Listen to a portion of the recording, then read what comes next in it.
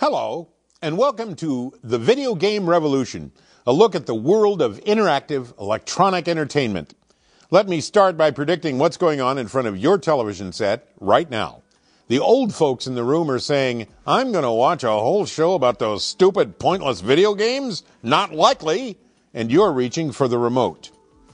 At the same time, you young folks in the room are saying, this old baldy is going to tell me about video games? No way. And you're reaching for the PlayStation 2. Let me just say two things. Fellow old folks, you don't realize it, but video games are huge. More than half of America plays them regularly. In 2003, they took in $2 billion, more than the movies did. Your home computer was designed to play them, and only incidentally to send emails to the grandkids. Soon every screen you see, the PC, TV, VCR, DVD, and the little screens on your cell phone and wristwatch will be controlled by a machine that first plays games. You want to know what's going on in the world? Stick around. You young folks, I feel your pain. So let me assure you that gamers, much younger and hipper than I am, pick the electronic offerings in this show. People who weren't even born when Pac-Man was already gobbling up dots. You want to know what's going on in the video game world? Stick around, because starting right now, the revolution will be televised.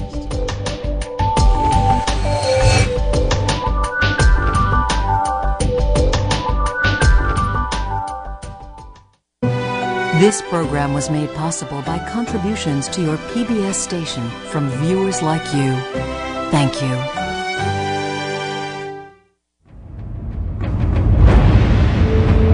When the revolution began 3 decades ago, few of us were aware of it. There were offhand references in obscure publications. A handful of people were suddenly speaking a strange new language. There was a slight quivering of the matrix. Like so many other revolutions, this one started on college campuses. Students walked away from their books to take up the fight, even on weeknights. The revolution spread, and its troops, far from giving no quarter, gave a whole lot of quarters. While their leaders sat in small, dark rooms, plotting and replotting, designing offenses and defenses, crafting weaponry, creating unimaginable worlds of stalwart heroes and horrific villains, swaggering through a landscape of survivors, victims, and the undead.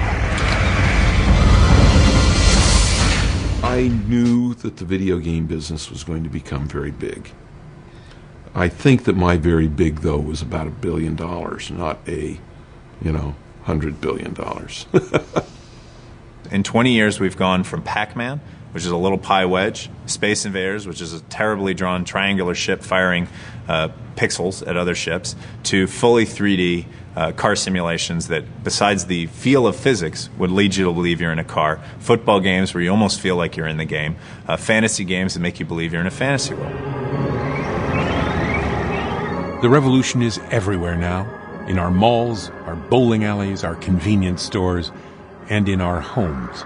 150 million Americans are caught up in it. In 1995, the total size of the industry software sales was about $3 billion. In 2001, year-end, it was $6.4 billion. Gaming has become mainstream entertainment. And this is just the beginning. In a world teeming with an unprecedented fusion of expanding technology, desire, and imagination, this revolution may never end.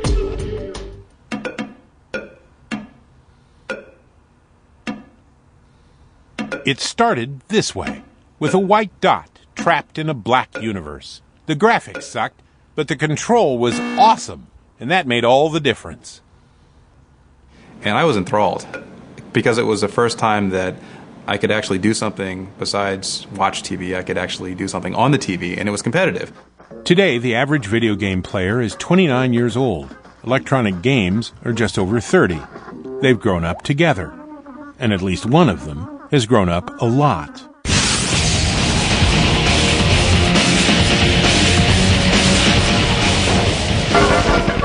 100 years ago, entertainment seekers had to go somewhere. To the ballpark, the Nickelodeon, the theater, You had to go somewhere to play the first video games, too. Places like taverns and bowling alleys. The first time I ever played Pong, I was at Hawaii Baptist Academy. The only Jewish kid at Hawaii Baptist Academy to my knowledge. And while some people were making games more spectacular, others were making them more available. Both groups succeeded beyond imagination. You know, the real model we're building is the one in your head, not on the computer. The one on the computer is just kind of a compiler for the one up in your head. And so, you know, really games are about half technology, half psychology. The genius of video games is that now, instead of our having to go somewhere for entertainment, the entertainment itself takes us somewhere, and we have a say in the journey.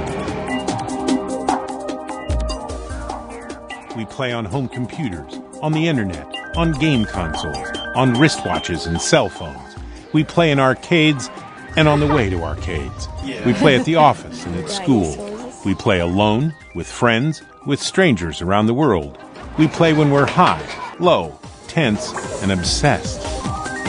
I don't get it. How do you get off without dying? We die and are resurrected over and over again. We kill millions of people every day and run our cyber surrogate heroes through their paces time and time and time again. And we are not alone. In Europe and Asia, video gaming has become a dominant form of entertainment. Does all this pixelated activity affect us as individuals and as a society? It must. But how? M-rated games also contain aggressive behavior, soft pornography, gore. The vast majority of them are about as artistic as a road accident. Blood, killing, repetitive killing over and over. This is why they're so good at games, they never take their eyes off the game. This is how they learn them. No, I don't think a game turns a kid into a scientist any more than I think a game turns a kid into a psycho killer, but I think if we tap the resources, if we embed them in a larger learning environment, then the experiences kids have in games can be important ways of opening doors. I would love my kids to be playing games instead of sitting in front of the TV. I mean, I would take that any day because games challenge your mind. They really do. They make you think. Whether for good or evil, video games, more than any other medium, facilitate our dreams and fantasies. I think the reason that computer games haven't kind of really gone off in a very strongly, let's say, hardcore adult direction is that we invite the player to be the central starring character of the game. I think it's probably more acceptable to watch certain kinds of behavior than to participate in it. I will never be a fighter pilot. I will never race in a Formula One car. I will never be able to live an action movie. But I can do all of those things through video games. Let me put it to you this way. I'm 56 years old. And when I put a controller in my hand, I feel like I'm 15. And that electronic wish fulfillment is only going to get bigger and better.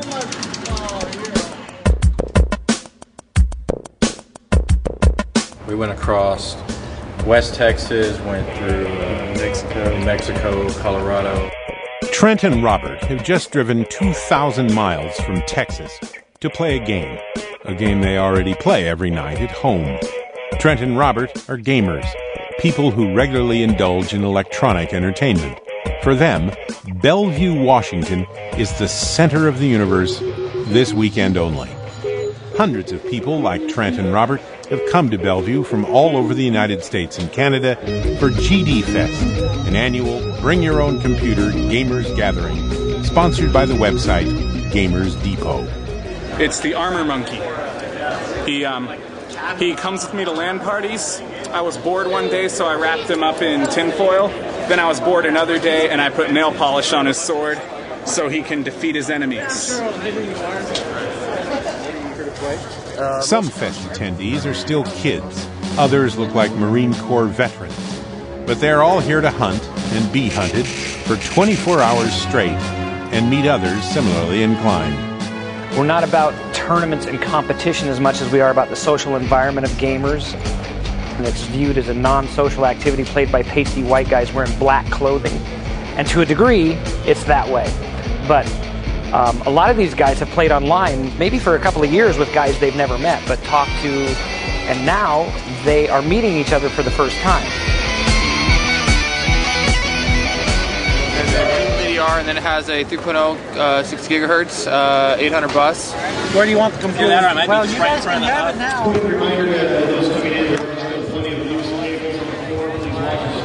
I'd say in about 4 hours, I'm going to be seriously thinking about going to sleep in the car. If you're going to stare at something for hours and hours a day, you might as well make it look nice, you know what I mean?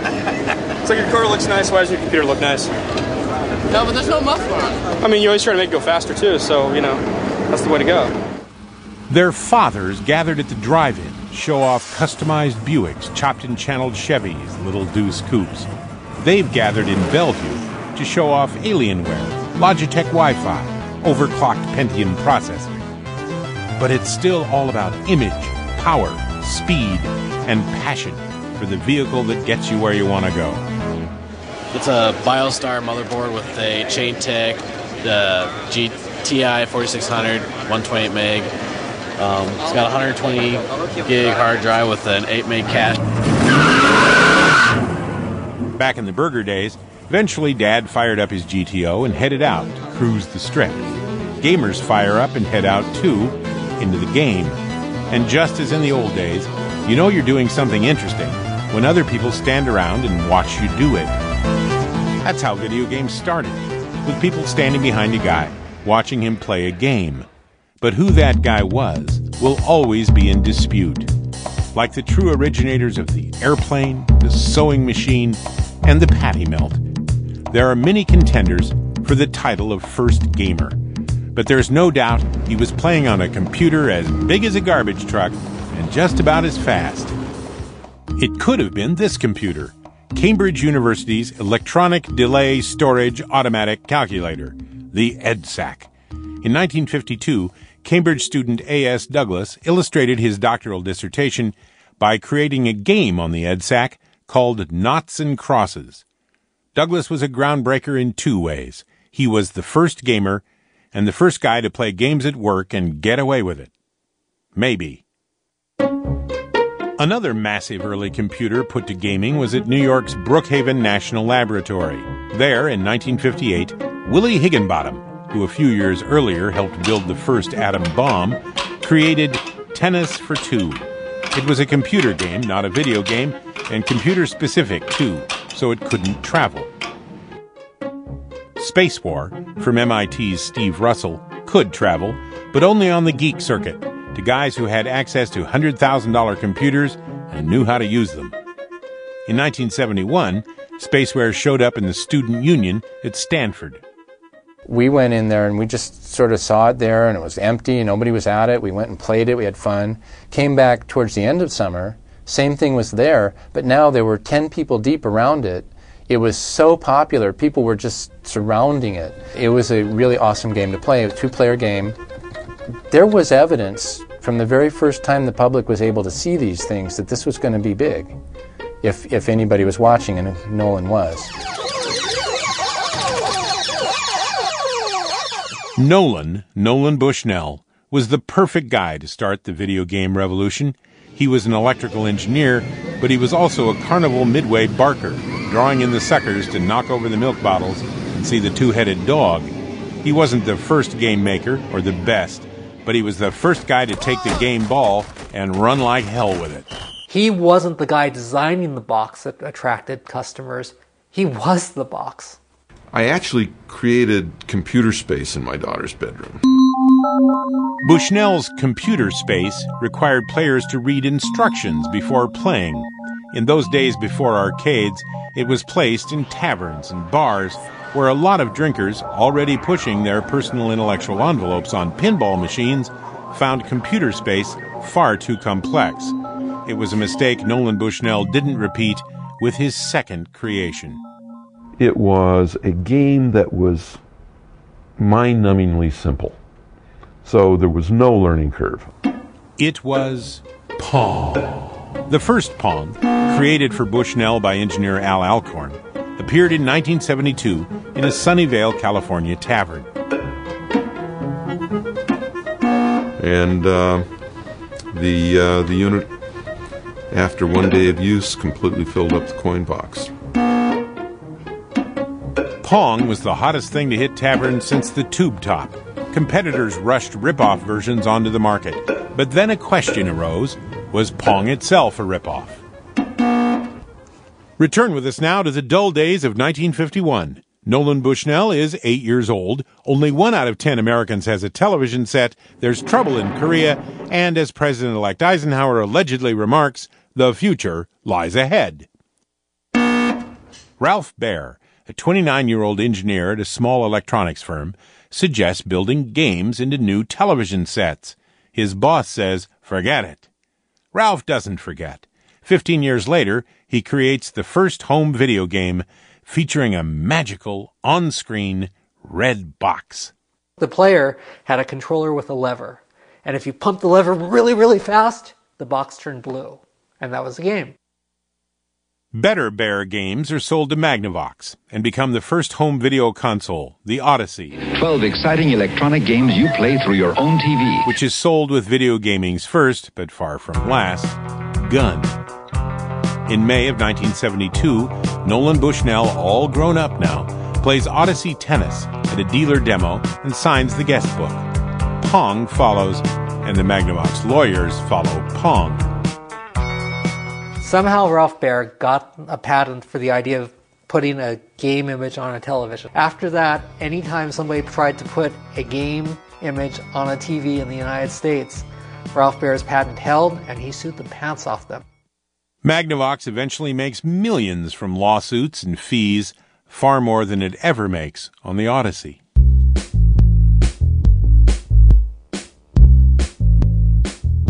By the end of 1974, there were 100,000 coin-operated video games in the United States.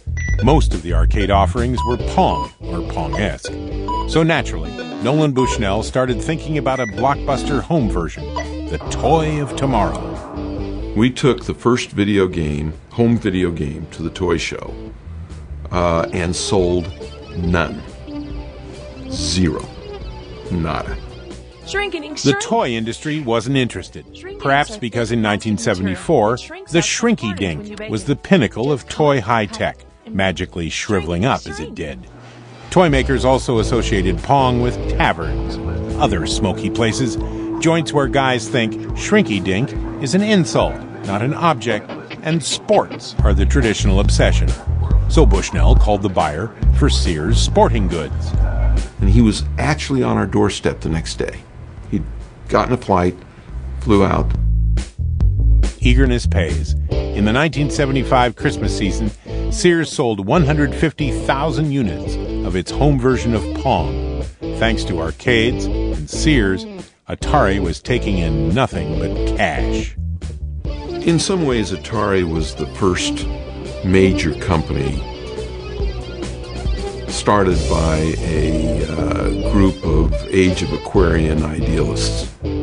Perhaps more accurately, Atari was the first Age of Aquarian idealist business, making $109,589 a day. And for employees, that wasn't Atari's only attraction. The hot tub in the engineering department had a very serious reason. We'd show them the hot tub and tell them a story that, Christmas parties and things like that, girls come down and they get in the hot tub without their clothes on, and a lot of these engineers have zero social life. And the whole idea of actually seeing a girl naked was something that was really, really fun for them. Of course, this was in days before all the other craziness was going on with sexual harassment and all that. But it was a thing where we would have parties, and late at night you'd occasionally find, some of the. It was a different era, and it was a party atmosphere, and the engineers just loved it.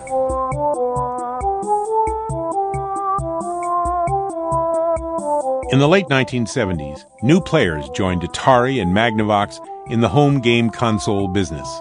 The Fairchild Channel F, the Bally Professional Arcade, and Coleco's Telstar.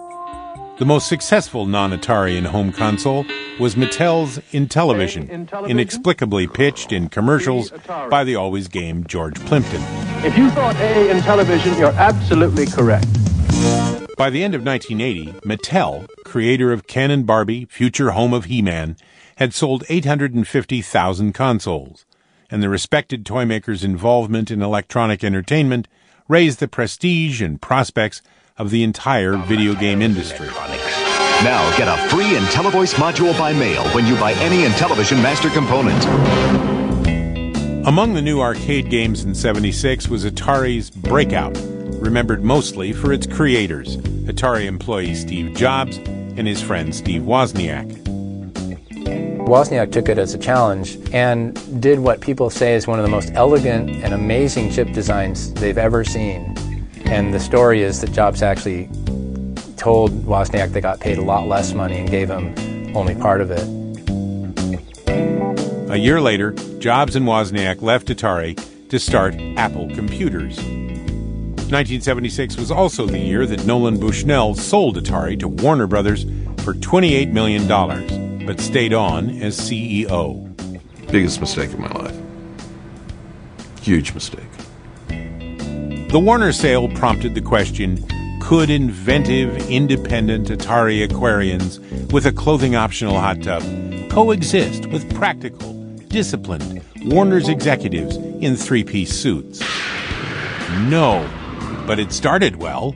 In 1977, Atari produced its own home console, the 2600, which was a huge hit as well as an inspiration for the game makers of the future.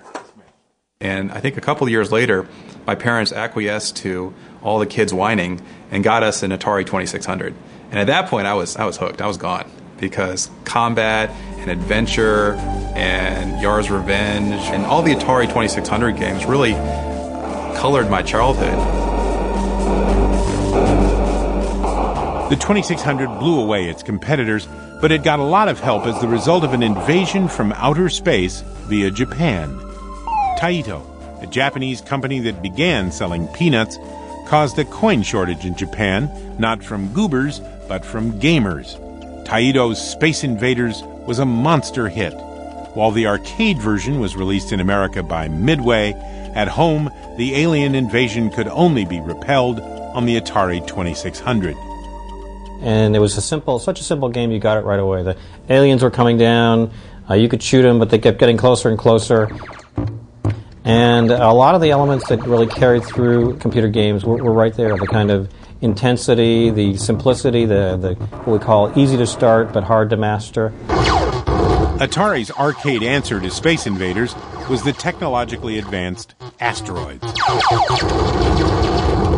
You play Asteroids, you know, you're looking down, you get your ship, you get your asteroids, you get your little guy who comes occasionally, tries to kill you.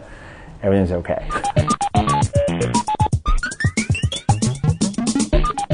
In 1980, a real ball-buster of a game arrived from a Japanese company called Namco. In the old country, it was called Puckman.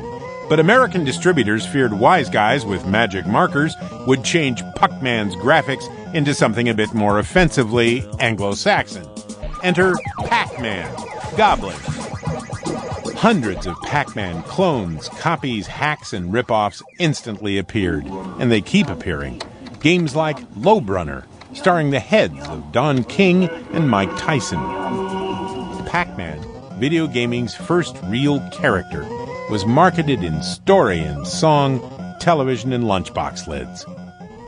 But can you remember when it was, when it was like a special, amazing, weird thing? They have a Pac-Man at the 7-Eleven.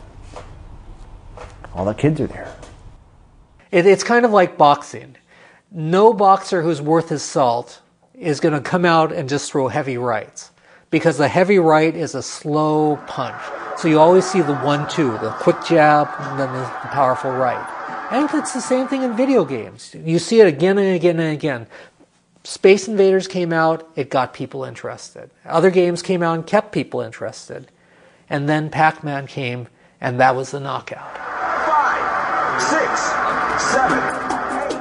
7. The thing that's so incredible about those games is that it's zen-like purity of the experience.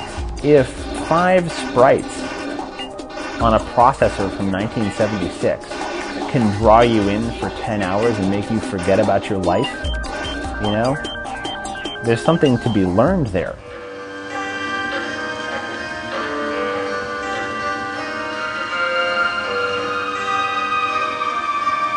Early video games drew you in first by the novelty, then by the intensity of the experience, destroying aliens, being eaten. But even at the beginning, part of their appeal was traveling to new universes and escaping this one. It didn't take much of a game to get there or stay there. This is Lily, born in America to Laotian parents. She's blind and her family is poor. There's not much going on in Lily's real world. She listens to music and television. She reads a lot. As we entered the gates to Horrorland, we had no idea that in less than an hour we would all be lying in our coffins. Most of Lily's life is spent alone, sitting and listening. But now she sits and listens with friends she can hold in her hand. This right here is a Pokédex, and that Pokemon is Chikorita. And this one is Bayleaf. That's my favorite Pokemon. I know it's kind of weird for somebody that's blind that could play with a Game Boy. I don't know, I just felt like playing. And this one is Typhlosion. Well, I just wish that I could see what's going on in the screen.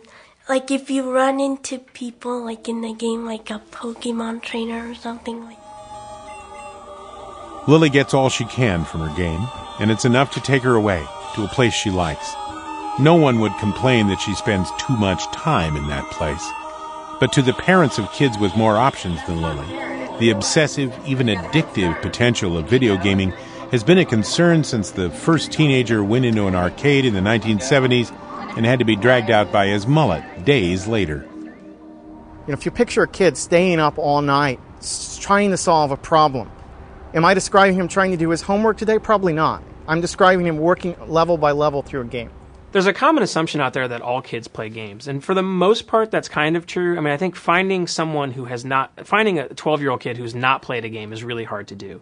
We surveyed the MIT student body, and we found 100% of them had played games. In my own personal experience, through my history of gaming, which I started off with Pong, I've always found myself having to limit the amount of hours I play because it's easy for me to get lost in a game. Not so much that I'm addicted to it, but there's certainly addictive qualities to these great games that come out once in a while. And though realistic violence in games was rare, most of the earlier games dealt with notions of contested space. You go back to Pac-Man. There's no shooting, there's no bloodshed. What we're dealing with is a struggle for control and possession over space. And for Pac-Man, it's moving through the screen, gobbling up little pellets, trying to avoid the ghost. But it's still a very intense experience of competition, of combat. You had Ferdinand Marcos telling people, get rid of your arcade machines in 82 or 81 or I'll destroy them. So the Philippines banned them. In Mesquite, Texas, there was a big suit. Even some concerns that if an alien ever did land on Earth, all of us American kids have been trained to kill the kid by Space Invaders and other such games. Marco Farrell got into the arcade amusement business, selling pinball machines and foosball tables. We ended up repoing some 5 arcades from a creditor or a debtor that we had that owed us $50,000. So we took over their arcades. And they needed somebody to take care of the games. Voila! So they pulled me out of the warehouse and they sent me to school down at Cal's Coin College in Oklahoma City. Marco Farrell is still in the arcade game business. He restores, rents, and sells the classics. In order to keep a lot of the historical classic video games going, you have to have a good supply of junk, which we have.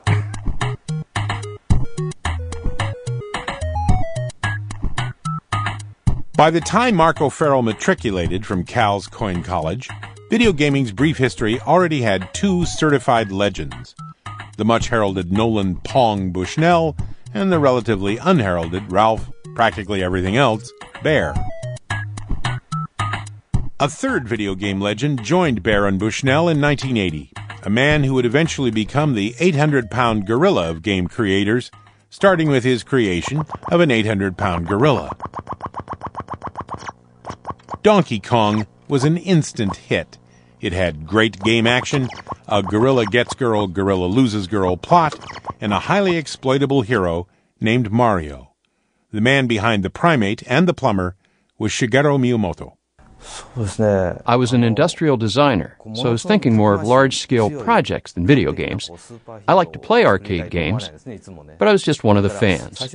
Actually, I wasn't interested in the computer. I never set about trying to create somebody who was a strong superhero. Even Donkey Kong wasn't a very scary gorilla. He was almost like someone's pet. Miyamoto is kind of like God.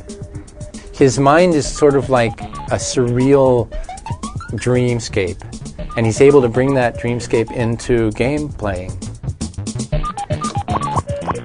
With Mario, Pac-Man, Pong, and Space Aliens filling screens everywhere, the game industry looked like it was good to go and go big at the start of the big business 1980s. It was a nickel and dime operation, to be sure, but a lot of nickels and dimes, and especially quarters. But in 1981, Americans dropped 20 billion quarters into arcade machines. They played 75,000 man-years of arcade games. The future seemed especially rosy at Atari, which controlled 80% of the video game market and provided 1/3 of Warner Brothers' total income. And then came December 7, 1982. A date which will live in infamy. That Tuesday afternoon, Atari announced a profit increase, not of the predicted 50%, but of only 10%. Overnight, Warner Brothers stock started circling the drain. Eventually, the company lost 1/3 of its value. In 1983, its Atari division alone lost $500 million. The crash happened for many reasons. There was the highly anticipated 5200, Atari's sequel to the 2600. Most gamers agreed it sucked. Even Nolan Bushnell thought it sucked. Nolan Bushnell wanted to kill the 2600, and he wanted to kill Atari's fledgling pinball department. And instead, Warner decided to kill Nolan Bushnell. Well, not to kill him, but they put him out on the beach is what they would call it. Warner also rushed into production a game based on the film E.T. Wonderful movie, lousy game. And most of the company's great game designers, pining perhaps for the long-lost hot tub, left for their own or more agreeable companies. Bushnell himself departed in 1978. Meanwhile, hack designers flooded the market with lousy games.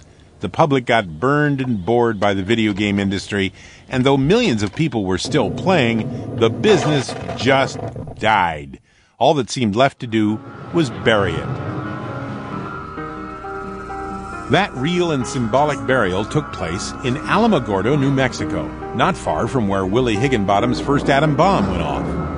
14 Atari trucks, carrying millions of unwanted game cartridges, dumped their loads in a hole. The cartridges were crushed and then covered with a concrete slab.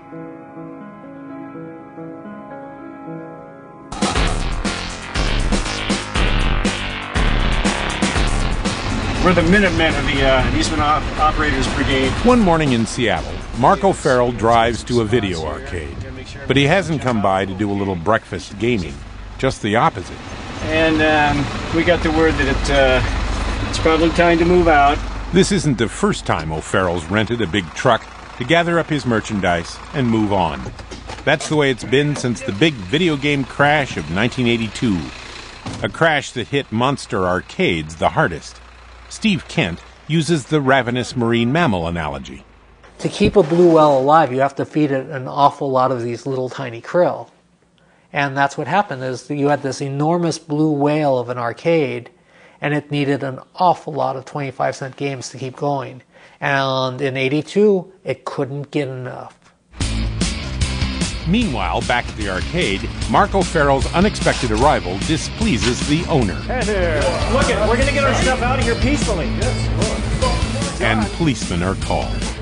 Eventually, old friends like Mario, Pac-Man, and Frogger head for the truck one more time.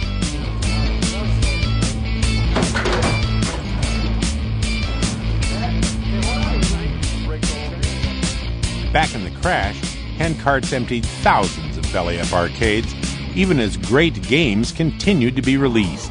Games like Dragon Slayer, Spy Hunter, Q*bert,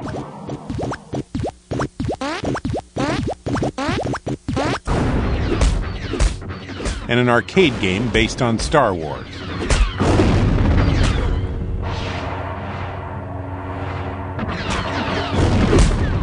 Nintendo was big with Punch-Out!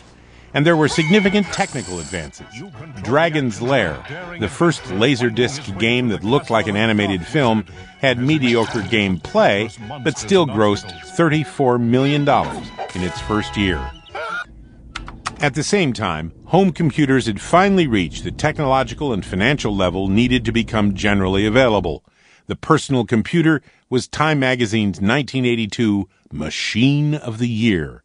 But in the accompanying article, Time saw the PC as strictly for big boys. Time predicted, "Video games are largely a teenage fad, doomed to go the way of the hula hoop." Prescient.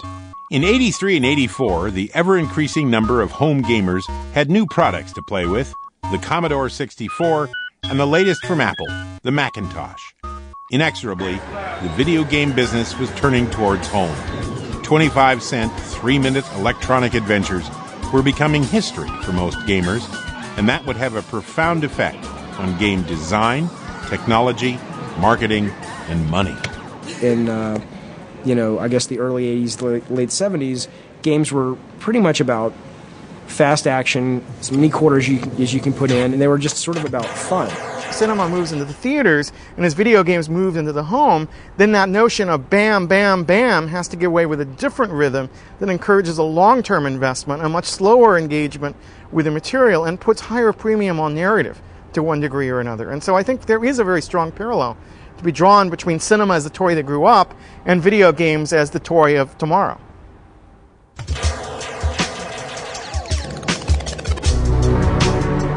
In 1984, 15 million ecstatic Japanese gamers had a new toy to play with, the Famicom, a home console from Nintendo.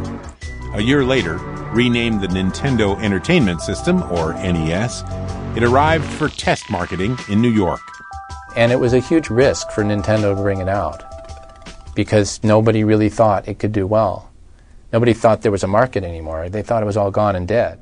And they had a very difficult time getting it into the stores that first year they launched the product because a lot of retailers had been burned by the failures, the boom and bust of the earlier era. The NES went national in September of 1986 with games like Donkey Kong Jr., Mach Rider, and Duck Hunt, where you could choose to kill clay pigeons instead of ducks if you were especially fond of ducks. But the game that really sold millions of NES consoles was Shigeru Miyamoto's Super Mario Brothers. The sound was better, the pictures was better, the gameplay was incredible, and I was blown away. There was a resurgence of video games with Nintendo, which suddenly burst forth on the scene. Everybody was playing Nintendo games all of a sudden, both at the arcade and on personal computers, which were just beginning to filter into households. Not everyone was giddy about the NES. Well, one time, my sister and my brother and we were fighting over our Nintendo, and my mom stepped on it and smashed it and then threw it away because we were fighting over it so much. So I guess she didn't really approve of it that much. Nintendo did have competition, including the Sega Master and the Atari 7800. But with 90% of the market, nothing could beat Nintendo's double whammy of Mario and Miyamoto.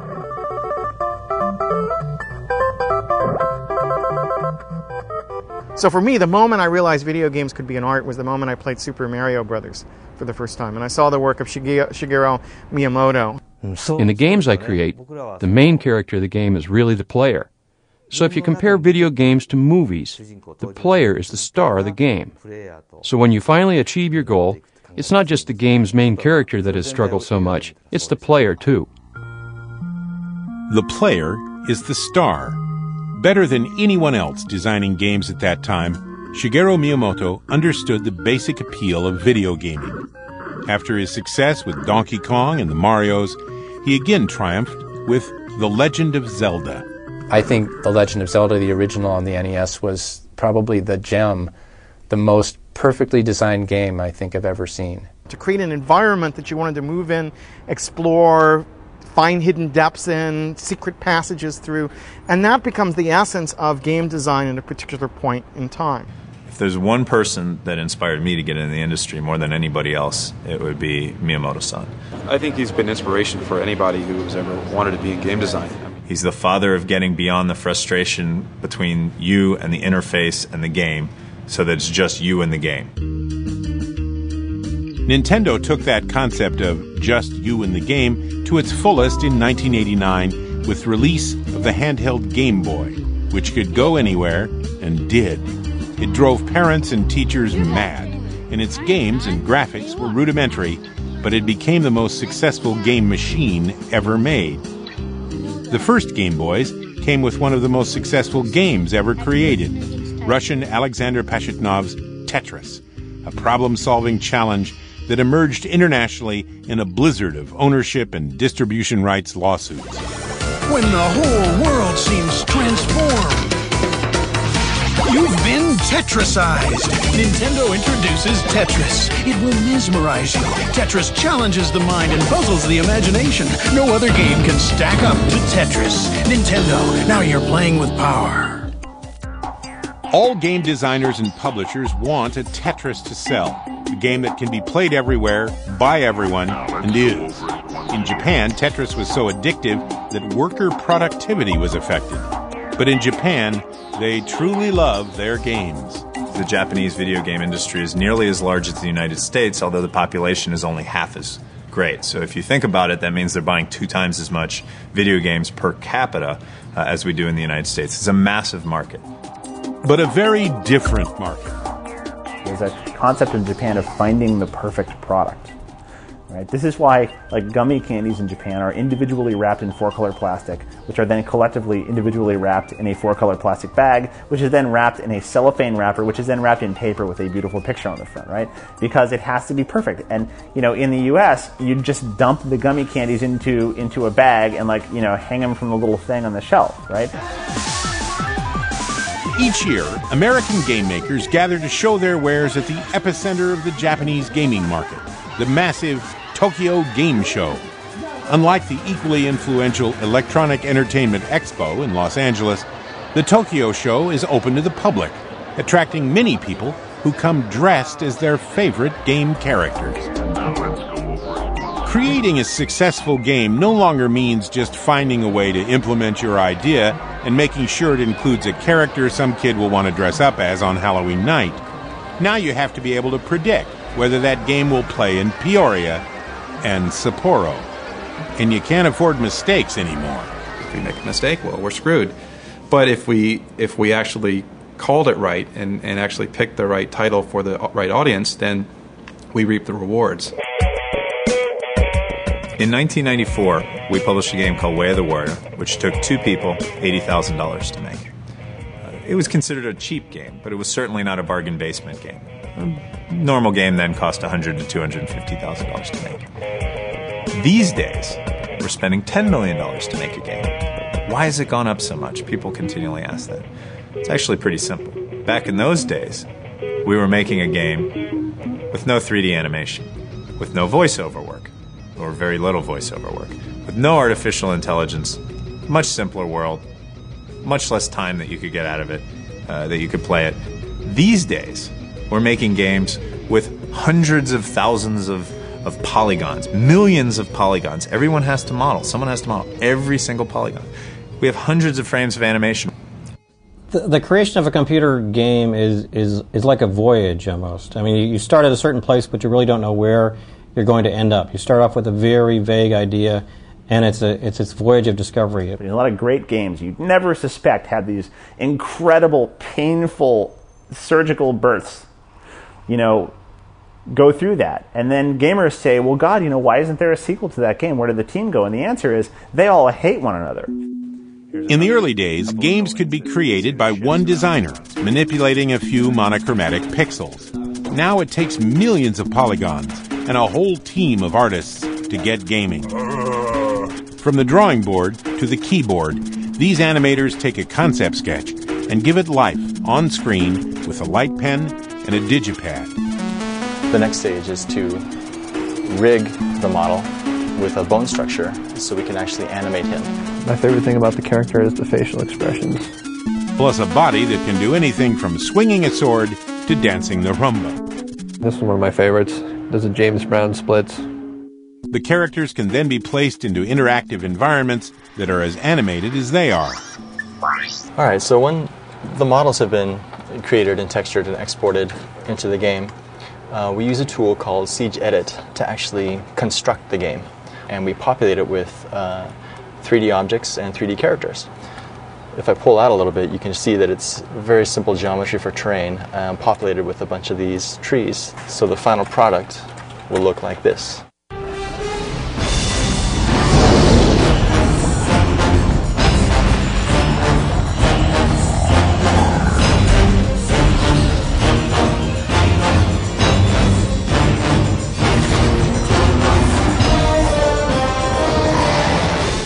Much more complicated to make a video game than maybe to write a book or make a movie. You have to plan on all of the ways that someone is going to play your game. The art of making video games is the art of cheating. It's the art of cheating the person into believing you're doing far more than you're doing. It's a story you tell yourself. And the ability to bring all those things together and deliver emotional punch to somebody with a microchip is so awesome and so compelling. Certainly it's driven me in my career through a terrific amount of pain.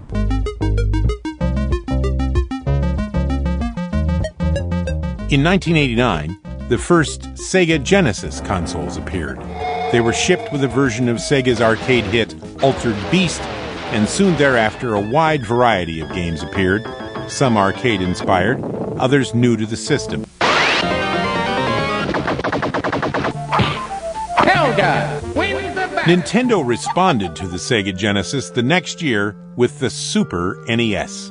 It was shipped with a highly successful sequel to The Legend of Zelda. Then Sega responded with a killer character and the company's best salesman ever, a spiky, speedy hedgehog named Sonic. They had an advertising campaign before that was kind of challenging Nintendo. They'd say that Genesis does what Nintendo don't. But now, all of a sudden, they were totally in Nintendo's face. Characters in action, like Sonic and Mario, give game distributors identities they can exploit. But characters also generate emotional responses. We care about them. Getting emotional reactions from players has become an important design objective for game makers. I mean, we're not doing anything particularly different with the stories that we create, other than we're telling them in an interactive environment.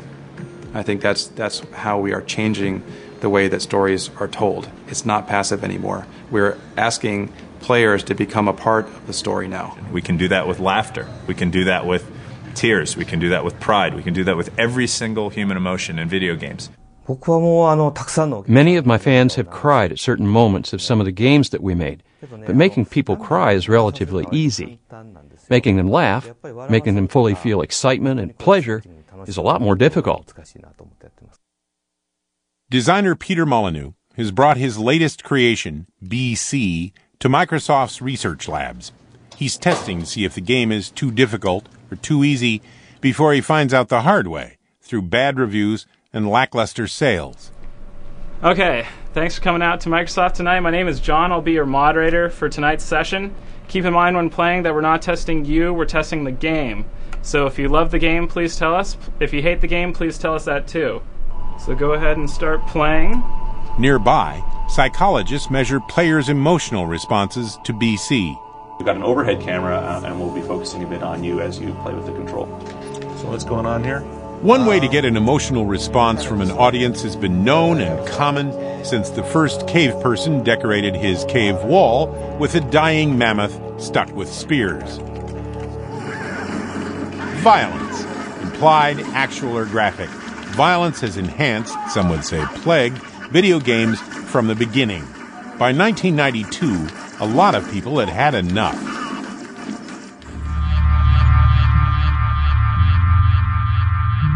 Some forms of violence run through the heritage of children's literature. By the time you get to the Brothers Grimm, it's very grim indeed. Our children's culture drips with blood. But now that we're reaching a much wider audience, the realism of the graphics, the content that we can create can be so much more intense. We have to be responsible. In 1992, the arcade game Mortal Kombat arrived in homes. Sega Genesis owners could choose between a bloody or blood-free combat. Super Nintendo fans only got the anemic version. No one got mercy, while Sega got a lot richer. In its first decade, Mortal Kombat generated $1.5 billion in revenue. But it also generated the attention of 1 million concerned parents and one powerful senator. I want to show you the tape of an advertisement for Mortal Kombat. Young Bobby Engels has a problem. He needs to earn the respect of his peers. So he gets Sega Genesis, the ultimate action system. And then he buys Mortal Kombat, the arcade edition, and the all-new Shinobi 3, and Marvel's X-Men. Now, things are pretty much okay. I said chocolate chip. Parents need to understand that video games use a very basic educational premise. You might remember when your child was in the 3rd grade and they had to perform very timed tests toward multiplication. And when they did multiplication and they got 100 on it, then they got to go to division. Video games operate the same way. When you start the game, you have the first level, and you have to kill so many people out there in the game. Once you kill so many, you get to go to the next level. You're immediately gratified by your performance. I think people can learn the wrong things in these worlds if you're not careful. If, for example, killing has no consequences or it's rewarded, there is a legitimate concern that some of those attitudes will carry over to the real world. Testifying before the Senate about video games is not an experience I'd wish on a dog. If your defense on Night Trap is that it's for your adult market, then it seems to me you got an obligation to put out a separate Hot 93 titles for adults instead of...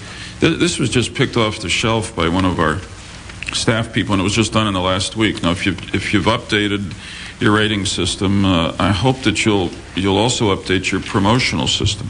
I have a friend who's a medievalist, and he makes the point that most medieval epics are very little other than hack and slash, except that periodically they stop, they bury the dead, and they mourn the loss. So if anything, medieval violence, Shakespearean violence, Homeric violence is more bloodthirsty than anything we dare represent in games today. Well, what we're missing is that quiet moment of reflection. Video game makers didn't respond to complaints of too much violence by adding a few cyber sobs over the bodies. If you want a quiet moment of reflection, they said, drop the joystick and try Zen. They responded by creating the Entertainment Software Association and by implementing and marketing their own rating system. Now, I love sports, but you gotta play the game that's right for you. Same with computer and video games. That's why parents should make sure each game is right for their kids. How? Check the rating. Every game box has a rating symbol that suggests what age the game is best for, and a content label that tells you what's in the game. When you check the rating, you know what to expect. See, you gotta play the game that's right for you. We can't stand Alexander killing people all the time, or Emma killing people all the time. You know what? We've already told you about 1 million times. Wait. 1? We turn the damn thing off, because we can't stand it. Yeah. So there's no question about the fact that we have a very, as I said, visceral reaction that there's got to be something wrong, something dehumanizing about Alexander or Emma killing people all the time, and we're just not going to let it happen to the best of our abilities. Ironically, some game distributors use the rating system to justify making even more violent games. Nintendo, for instance, prohibited fatality scenes in its creations until the ratings were instituted. Then they said, with the distribution of Mortal Kombat 2... Well, it's got a rating on it. Go, fatality away. Do whatever you want. On the one hand, I'm a game designer, and I believe in freedom of expression and no censorship, and that we're artists and we should be allowed to create. And on the other hand, I have a 12-year-old son who plays video games, and I'm very concerned about the content and the messages that he receives from video games. Flawless victory. Fatality. Mortal Kombat had recently come out then, and I said, well, Max, I'm concerned about violence in games, and I'm concerned about what impact it's having on you or what the message is. And he just looked at me with that, how kids are, and he said, right, Dad, yeah, get real. I really want to rip somebody's spine out. I know it's a game. It's just a game. Do you know that? And I haven't worried about him since. This is great father-son bonding as we blow each other up here. There are bad things out there. There are things that I don't want my child to see, just like I wouldn't want my child to go to a movie theater and see Natural Born Killers if he was 10 years old. There are video games that are the natural born killers of video games that you should keep your children away from. Sid Meier, Jason Rubin, and Russell DeMaria aren't the only game industry workers who are now old enough to have game-playing kids. And that may have an effect, if not on the game violence to come, at least on the warnings parents get about potentially disturbing products. If you're a good parent, you raise your kid, teach him how to watch TV, teach him how to read the media, you teach him how to not get so sucked into it just because the McDonald's commercial says you have to have French fries and a hamburger. If you're a good parent, you teach them how to deal with the Matrix. When we come back, the second most famous name in the world grabs a big piece of the action.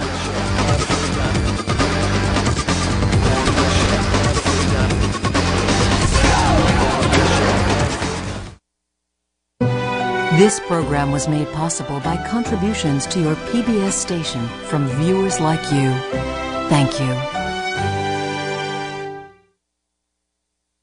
To purchase a copy of The Video Game Revolution on VHS or DVD for $24.95 plus shipping and handling, please call 1-800-937-5387 or write to the address on your screen. This PBS show will return in a moment. Next time on Mystery, a brutal murder hits close to home for Inspector Lindley. You know what you're asking me to do? Yes, sir. Clear an innocent man. And put my brother in the frame for murder at the same time. Kill him. Peter Lindley, I'm arresting you on suspicion of the murder of Sasha Niven. The Inspector Lindley Mysteries. He didn't do it, did he? The thing is, I don't know if we can prove it. He will. Tonight at 9. The North Star was a guide to freedom for African Americans fleeing the darkness of slavery. Then and now, the North Star State has been the destination for those seeking a better place. From small town to city. From the Civil War to the Civil Rights Movement. For 2 centuries, African Americans have made a home. And worked to make a change in Minnesota. These are some of the stories of Minnesota's black pioneers. North Star, premiering Wednesday at 7 on TPT2. Coming to PBS, 2 men. I believe in God, as I believe the sun has risen. 2 very different choices. Religion is the universal, obsessional neurosis of humanity. Sigmund Freud and C.S. Lewis, 2 of the most profound thinkers of the 20th century, take us on an emotional and intellectual journey as they try to unravel the meaning of life and the question of God. Wednesday at 9 on TPT2. On April 27, 1967, thousands of Minnesotans gathered on the lawn of the U of M's East Campus to hear a great leader speak. Although captured on film by a Twin Cities TV station, the event was all but lost to history, until now. What's going on? What's going on? What's going on? TPT unravels the mystery surrounding this long-lost speech on Almanac's Hands-On History. Learn all of the details Friday, September 24th on TPT2. TPT. Hearts and minds connected by the power of television. We're back and up to our knuckles in the video game revolution.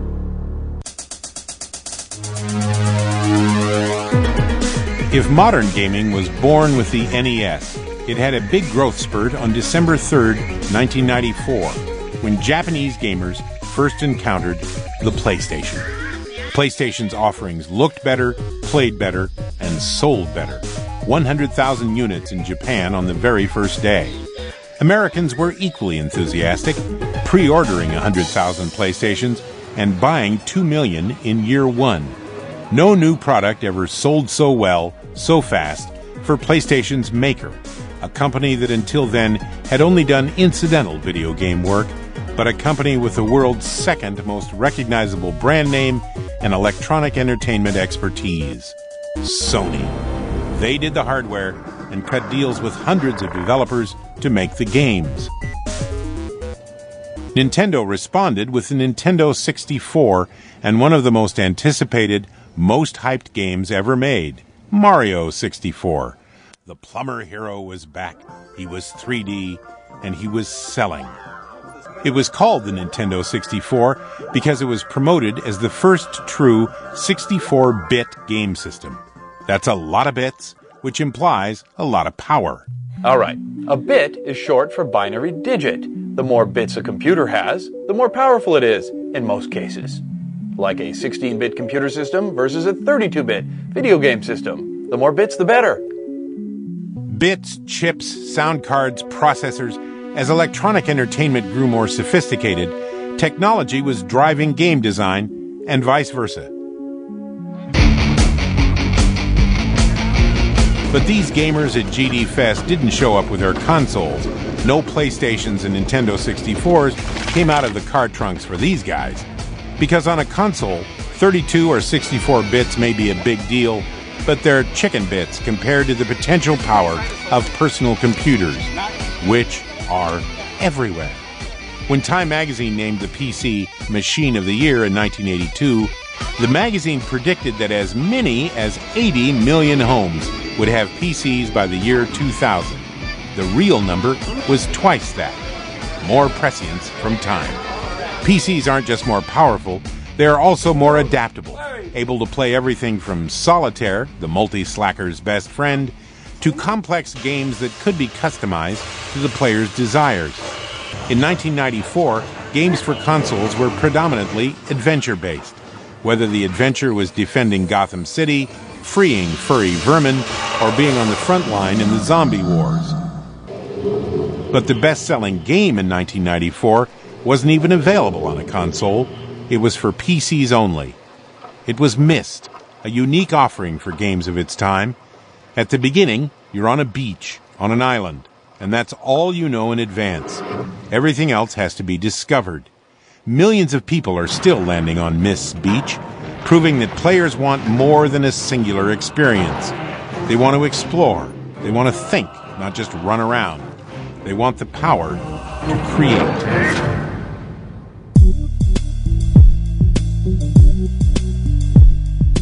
I took a stick and I, like every kid, stirred that anthill up and all the ants went crazy and I just sat watching them, and then I realised that, you know, I could just throw a little sweet down and they all gathered around the sweet, and to some extent I felt like God. Peter Molyneux's boyhood anthill is the most important mound of Hymenoptera, look it up, in video game history. Molyneux enjoyed feeling like God, and when he grew up, he enjoyed helping other people feel like God through his creations, like Populous and Dungeon Keeper. It was the feeling that I had as a kid that I wanted to get to when I designed Black and White, and the moral choices of, do I get the magnifying glass out and start burning those ants, or do I look after them? Just look at the game and look at what the game ends up being, and that tells you more about yourself than a personality test. And that's pretty fascinating. Molyneux followed Black and White with BC, featuring moral choices and their societal effects. Player gods control a prehistoric tribe, with young, agile members who do the hunting and look after the elders. The elders don't do much but eat and sit on the good rocks. Elder stuff. Some people will say, these guys are slowing me down. I'm just going to, I don't care about them. Actually, they're paying a price because the older people, they know stuff more and they're able to train the younger ones. So that is all part, again, the moral complexity of, paying the price for your hot-headedness. By creating games that are morally complex, intellectually challenging personality assessments, Peter Molyneux has moved a long way from Ralph Baer, Nolan Bushnell, even Shigeru Miyamoto. And while Molyneux was making the world bigger, his God Games co-legends, Sid Meier and Will Wright, were making the world. We're building interesting worlds so every player can come in and tell their own story. In 1985, Will Wright created a game about the flashy world of city planning, which may be why nobody was interested in selling it. So Wright published SimCity himself. He demonstrated that city planning could in fact be quite fascinating if you are God. So many city planning God wannabes responded that SimCity led to SimAnt, SimFarm, SimEarth, SimTower, SimTheme Park, SimTown, SimCopter, and The Sims. A game where you don't control the world, you control your own world. You build a house, and you feel that the environment you're playing in, you created. And most of the stuff you see and that you're interacting with on the screen was your fault. With sometimes dire consequences. My son is someone who's always had trouble managing his money. So I sent him down to play The Sims, and the first thing he does is buys a big screen TV that just eats up 2/3 of the money that he starts the game with. He ran out of money before he can put in plumbing, to put in a shower. So as the game goes along, he loses his job because he stinks, and because he bought no refrigerator, he has no food. So I took mercy on him and I say, buy a telephone, call and order a pizza. So he orders this pizza, and the pizza arrives at the front door, and in the backyard, he dies of starvation. The very moment the doorbell rings. So my son looks at me and says, okay, Dad, I get it. There are educational games, which are not games that we do, but there are games that involve learning, which are games that we do. And I think that people enjoy learning, but they don't enjoy being educated. Hello, hi to all our friends in Korea. Few game designers admit to making educational games, which is a kiss of death description at the cash register. But God games, which require thinking above the which door should I kick in now level, do have educational aspects. From learning how not to die in your backyard to the historical connections in Civilization. It's a God game where you start 6,000 years ago controlling the fortunes of a famous civilization. And if you're a wise God, a good God, a go-for-the-gusto God, you eventually take it into space.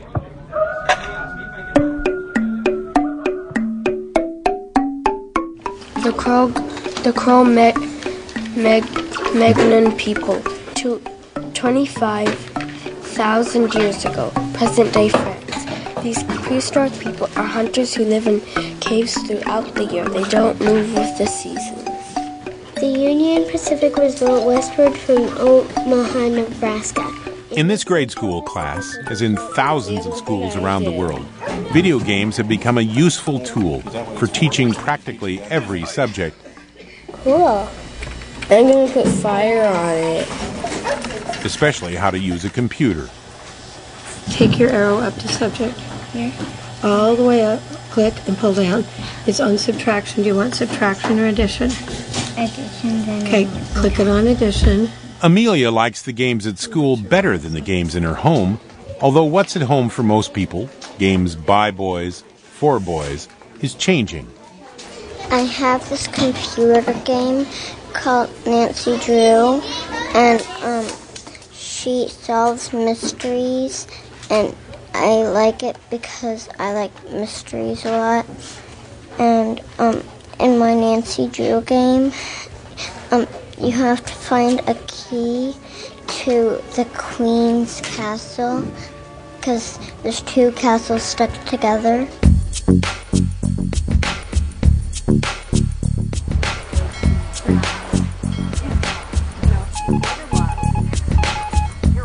girls' night at Charlotte and Olivia's house. Not the stereotypical gossip and makeovers. These girls and their moms have gathered to solve the mystery of the haunted carousel. When my oldest daughter was 5 years old, we bought our first Nancy Drew, The Secret of the Old Clock. And as we were nearing the end of reading the whole series, we started thinking, like, now what? Now what do we do? For a new generation of girls, the answer to now what was on screen. But sometimes when we get a game, that's all we do for days. Yeah, you're addicted. Play the game. You've got to know what the next chapter is. You do. You just keep going until you think about it in your sleep. At Her Interactive, Megan Geyser is challenging the notion that girl gamer is an oxymoron. Her's motto is, for girls who aren't afraid of a mouse. And that's becoming a lot of girls. 43% of the gaming market is now female. People actually thought that girls were computer phobic, that they didn't play video games, and that there is no market for girls in interactive entertainment, which is absurd. I'm not really into the beat-em-up, shoot-em-up thing, but I like a game that has intrigue. Publishers before were asking us, why do you make games for girls? And now they're asking us, how do you make games for girls? Historically, games for girls relied on shopping, fashion, and other stereotypical female interests. You have Barbie, on the other you have Quake. And there's lots of room for creative development in between. Okay, Nancy, here I go. Nancy Drew isn't the first heroine in a video game. That was probably Ms. Pac-Man. We don't know a lot about her. There's not a lot of backstory to Ms. Pac-Man, other than her obvious weight problem. But we know this heroine is a British finishing school graduate travel writer, Sasquatch hunting master thief, mercenary with more developed girlish charm than Ms. Pac-Man and probably 99% of the women on the face of the earth. Lara Croft, Tomb Raider, first appeared in time for Christmas, 1996. Creator Toby Gard says he was providing an alternative to the underclothed, whimpering women as victims that are featured in other games. Lara has more dignity, he feels, and her abbreviated clothing is just practical apparel for somebody in the tomb raiding industry. Apparently, it can get real muggy down in those tombs. Laura's not the first big healthy girl in games, and she won't be the last. But at Her Interactive and elsewhere, they're working on more realistic alternatives. The Lara Crofts out there have obviously been designed for the male audience. And, you know, she's a strong character. But what we're trying to do is really create substantive characters, strong characters that females can relate to. Another healthy thing about Nancy Drew, you drink milk.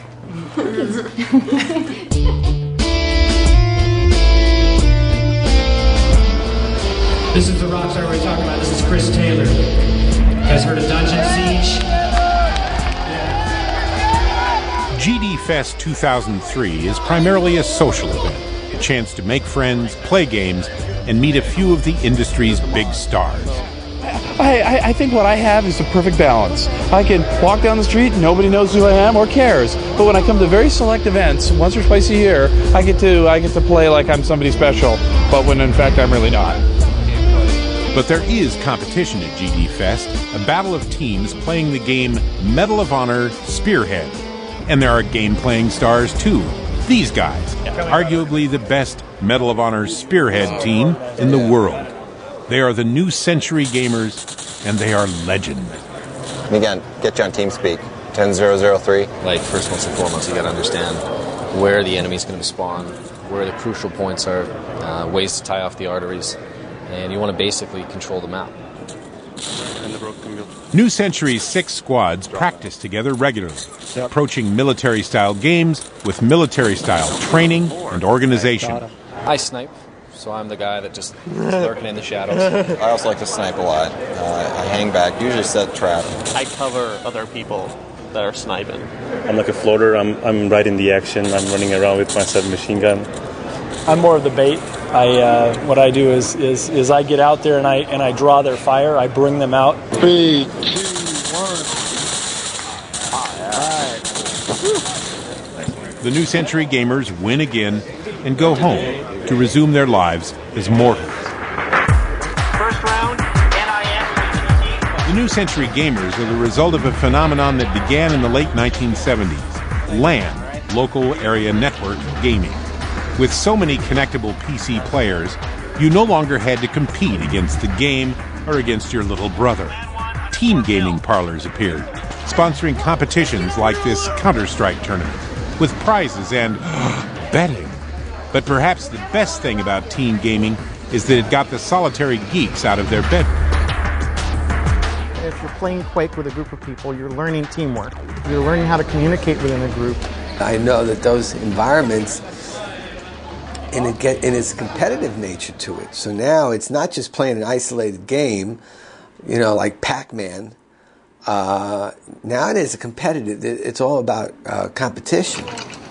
And also, unlike Pac-Man, it is competition almost entirely in games where the winners are the team that kills all the losers. They're called first-person shooter games, where players become little more than roaming trigger fingers.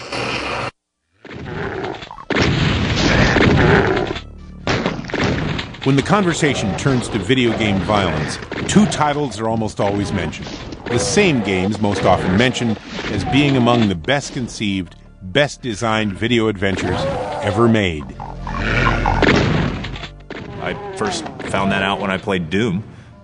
Played 18 hours straight, all the way through the night. A creature jumped out from behind one of the walls that was right next to me, and I literally fell back in my chair onto the floor. In the week after Senator Lieberman's 1993 hearings, a new game was released with, for some people, the prophetic title of Doom. What you find out, though, is that for these kids, blowing somebody's head off becomes rapidly boring. You do it once, do it twice, do it 3 times, okay, you're pretty much done. Now there better be something else the game does for you that's exciting or cooler. Doom was that game, from an innovative Texas company called id and its boy genius founder, John Carmack. He started as a hacker, turning Mario into a game called Dangerous Dave in copyright infringement. With the technical advancements Carmack developed for Dave, and they were revolutionary, he created Commander Keen. Carmack and id's first big hit was Wolfenstein 3D, a kill-the-Nazis first-person shooter game that further enhanced the company's reputation as technological innovators and masterful designers. But it was Doom that would make id one of the most admired, influential, and controversial game creators in the world. Doom came out, and Doom was extremely violent. It was also a brilliant game. It wasn't the first-person shooter game, but it was this one where you were bouncing, and you really felt you were inside this guy's head. The other game that is always mentioned whenever the subject of violence and brilliant design comes up is Grand Theft Auto.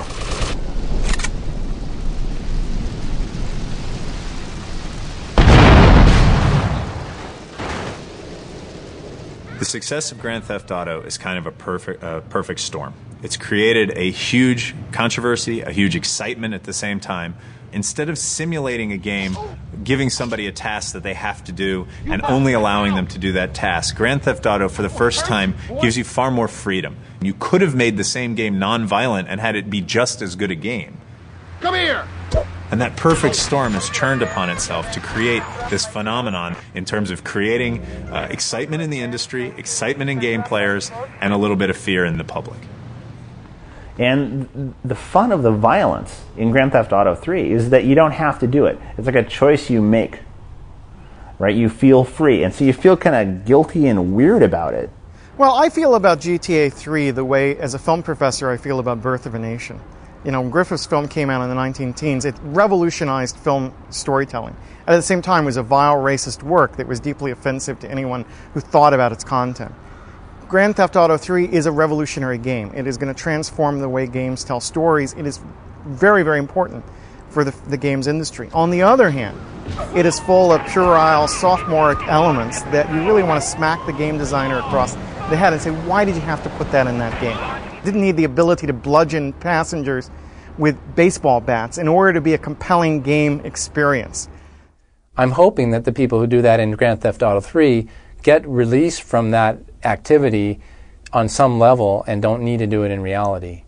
I'm guessing that most of them wouldn't anyway, because they're probably computer nerds who probably couldn't beat anybody up anyway. When the most compelling high-tech game experiences available are also among the most violent, it's no surprise that for many, violence and video games go together like Godzilla and power lines. And so I believe that parents of boys particularly have an immense challenge to find ways to develop their creativity, their empathy, their compassion for others. At the same time, the entertainment and marketing industry are going after that action part that they're already love to eat up. So we have a challenge. Marcus, I'm going to be teaching you programming this week. You're going to learn a lot. You're going to have a lot of fun. Every year, especially in the summer, especially at colleges, kids go to computer camp, where some learn to program, others to animate, and many, especially boys, learn how to create games. Hi, how are you? Good. Marcus. Jeff Loftus. How do you do? This is Alexander. Alexander? Do you know which program you're signed up for, Alexander? One of the young game builders in camp this year is Alexander Loftus, age 10. His psychology professor father, Jeff, co-wrote Mind at Play, a 1983 psychological investigation of video gaming. 20 years ago, video games were an academic interest for Dr. Loftus, but now he has Alexander, who is increasingly drawn to violent games. Go!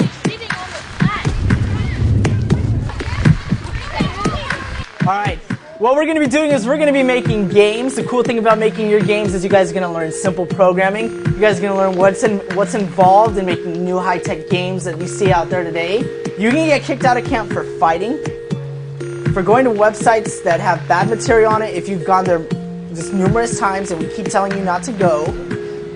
But we have these rules about the games you design, and number one rule is no guns. Second, there can be no gore. There's no blood or anything like that. Oh no, I didn't say You basically have to deter their interest from violence.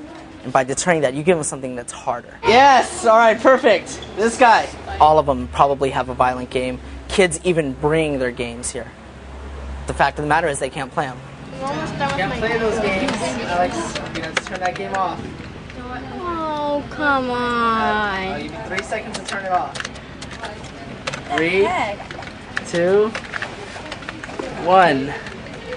Okay. Oh, it suddenly turned off. We spend a lot of time trying to enforce various rules about which kinds of video games can be played when.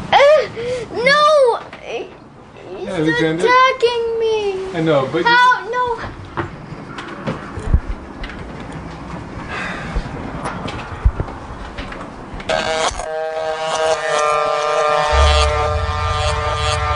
The 1999 slaughter at Columbine High School shocked the nation, and the fact that the killers were avid players of Doom was widely reported. Americans searched for a reason for this incomprehensible act, and some found it in the electronic obsessions of the murderers, Dylan Klebold and Eric Harris. The two teenagers that acted out the game of Doom at Columbine High School created a national tragedy, asking us as a country, what would compel two kids to go in and kill all their friends and teachers? But they loved and almost worshipped the game of Doom. They played it. They played it out. I think for the boys at Columbine, watching that video over and over and over and again, it decriminalized the concept of blowing somebody's head off. So that influenced these two teenagers to go and do something that was unthinkable until it occurred. Every independent researcher, meaning every researcher who's come to this without a preconceived notion trying to prove that video games are harmful, has looked at the literature and said there is absolutely no evidence to suggest that violent video games are harmful. No harm, no foul is a contention vigorously denied by critics of violent games. But the question of whether fictional violence generates real violence has been debated since Beowulf. Why should video games be any different? I don't think video games in and of themselves would be sufficient to make an otherwise psychologically normal kid into some sort of psycho killer. You know, what we find when we look at media is that media has the most profound effects in reaffirming things we already believe and do, and has the weakest effects in changing our behavior. The kids in Columbine were being harassed. So, you know, for them to go to school every day was very scary. The most common factor in school assaults isn't video game playing. It's that the attacker has been the victim of bullies. But there is evidence that some violent kids get inspiration from violent games, even learning how to kill efficiently from gameplay. The question is whether these young killers are societal aberrations or the effects of a preventable cause. And if so, whether game makers have the responsibility or even the ability to prevent it. It's an older market, and just as it's not fair to say that every movie must feature blue fluffy animals so that kids can watch it, it's not fair to say that every game must be, you know, you must play every game as if you're a child. That's not realistic.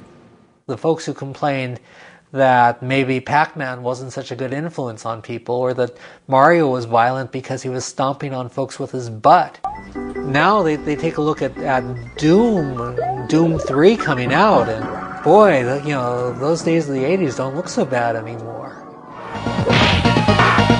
30 years ago, the industry defended game violence by saying it was so unrealistic, no player could possibly see it as violence. And aspects of that argument still exist.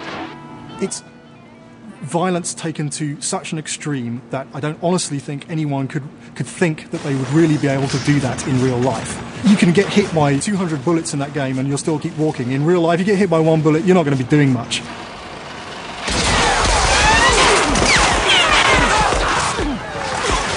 But the cartoon presentation of game violence is gone now. Part of the renewed criticism is the sometimes shocking realism of contemporary game brutality.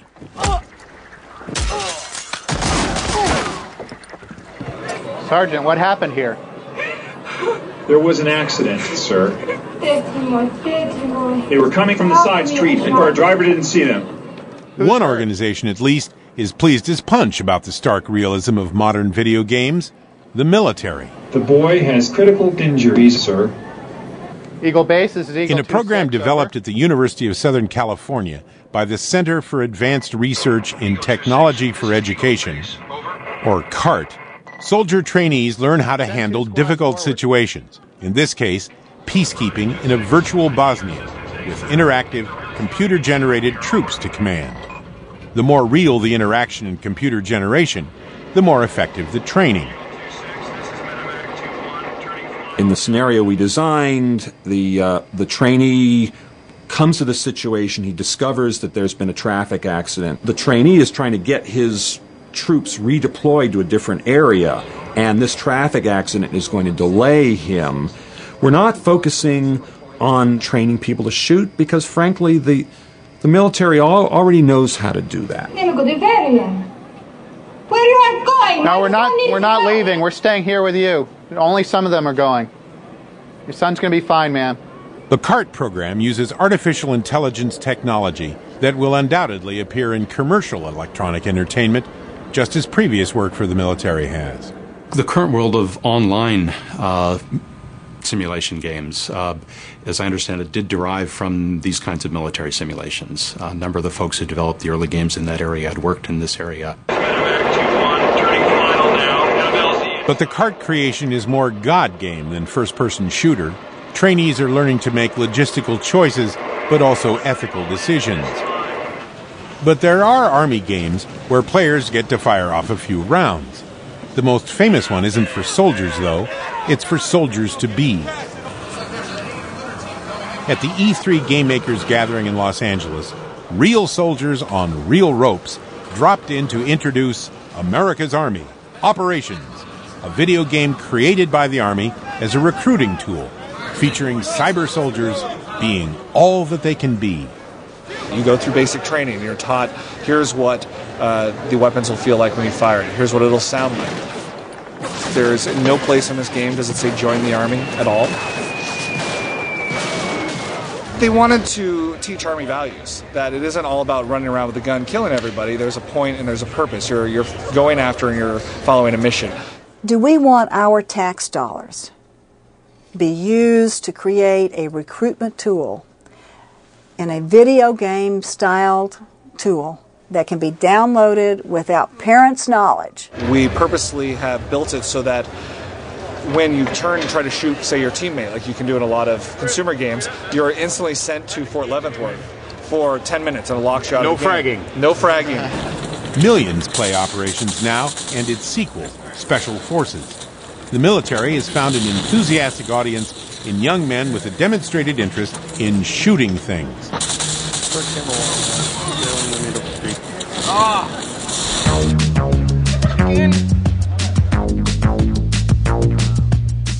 Graphic realism, violent and otherwise, came to consoles with 3 new products in the year 2000. Sony released the $300 PlayStation 2. 4 times more powerful than its predecessor and able to play all the games people had purchased for the 75 million PlayStations already out there. PS2 also had a built-in DVD and CD player. 3.5 years later, 60 million PS2s had been sold worldwide.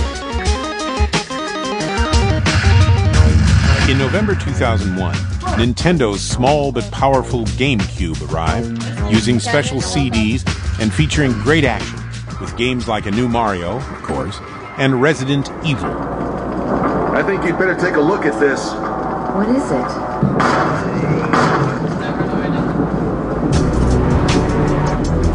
The other console that was released in November 2001 came from a company that in the software industry has become the M word, Microsoft. And it was really an amazing situation for Microsoft to be in, because Sony was the Microsoft of the game industry, right? I mean, like, they had the absolute monopoly lock, right? And so Microsoft coming in as the underdog was just awesome.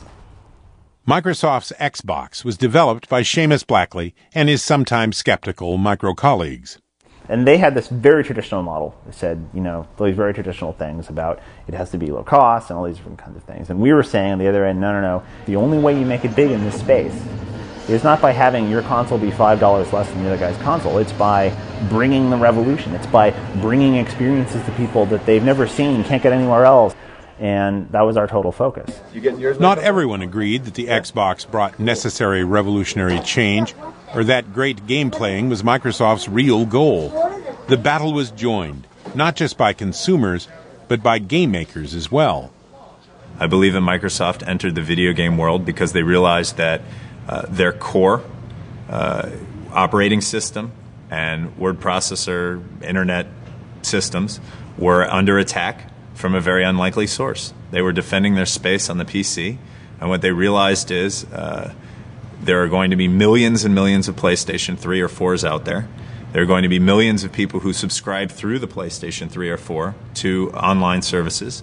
They will not be using Microsoft Network. They will be using something that Sony provides. Sony's a company that I think a lot of people are admire, and they're pretty cool, and they have a cool style, and everyone thinks of Microsoft as, well, you know, I mean, they're there and they make these products that we have to buy because there's no competition.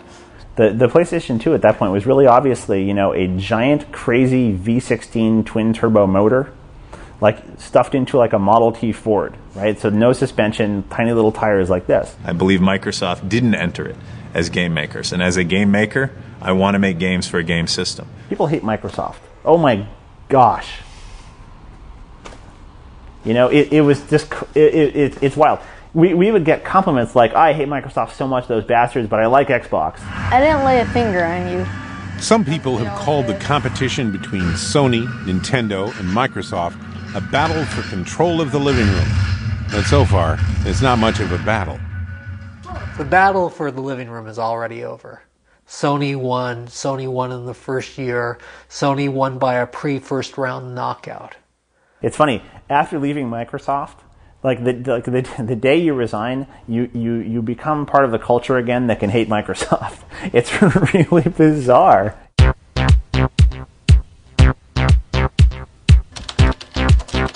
MUDs, initially meaning multi-user dungeons, are computer games that for decades allowed online players to join together in Dungeons & Dragons-like adventures.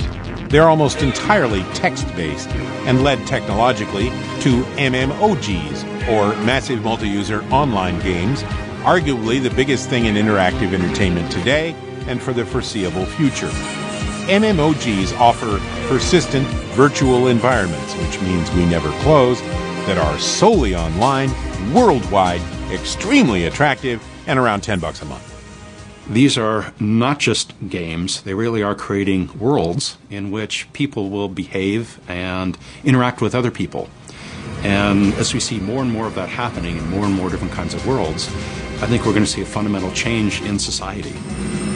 It has definite pluses, which is that you can't see people and they don't know what you're like, and it has definite minuses, which is you can't see people and they don't know what you're like. In the middle of a game, somebody joins in and he's like, dude, are there any chicks in here? You know, and it's like, you know, it screws things up, but, you know, it's certainly fun.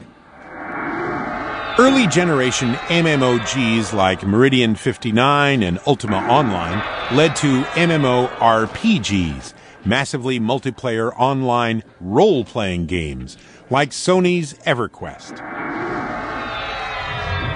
An EverQuest player can choose an identity from 15 different species, including 4 kinds of elves, plus 1 kind of froglock, in 15 different classes, including Beastlord, Necromancer, Shadow Knight.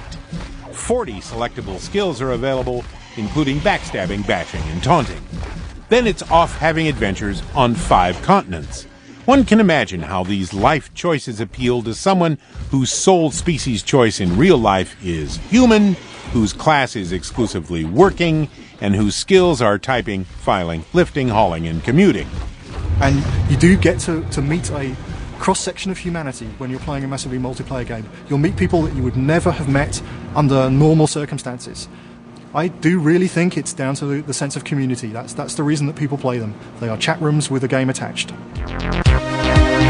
Like EverQuest, Microsoft's Asheron's Call offers adventures in a gigantic cyber world. It's about half the size of Rhode Island, to players who can choose from 3 heritage groups, hundreds of facial and clothing options, and 30 different skills, none of them typing and filing.